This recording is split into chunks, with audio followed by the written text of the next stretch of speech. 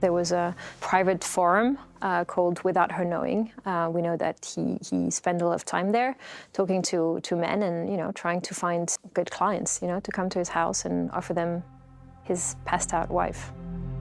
I don't know whether I will try to have her this evening. Will you come if I do? To her?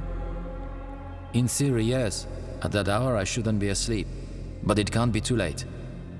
I am about to dose her with a sleeping pill. Plan to come tonight around 3 a.m. A master manipulator, Pelicot had worked out exactly how to drug his wife. Using a mix of sleeping and anxiety pills, he'd slip into her dinner. They both loved garlics and a lot of salt, and it would make the food taste quite strongly, so he could put the drug in the food, sometimes in the ice cream. And once he put it in her beer, and that turned the beer green, and so she noticed, and he took the beer away and threw it in the sink and never did that again. And so it took him a while, and he eventually, had the perfect cocktail. And what would it do to her?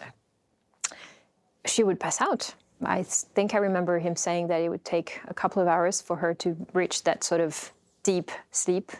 It's almost like a coma, really. It's not just a regular sleep. It's a really more akin to coma. 1 hour after taking the med, she is completely asleep. I don't understand why we have to wait 4 hours. The longer we wait, the deeper she sinks into sleep. The Pelicots lived in a quiet and secluded cul-de-sac. So Dominique would tell the men to park a few hundred metres away from his home here at this sports complex to avoid making any neighbours suspicious. And once inside the house, his careful instructions continued, all to make sure Gisele wouldn't wake up. They couldn't wear perfume and they couldn't smoke cigarettes, so they wouldn't have a strong smell that could wake her up or leave, some sort of smell in the bedroom. They had to whisper. They couldn't have cold hands. That would also, risk waking her up.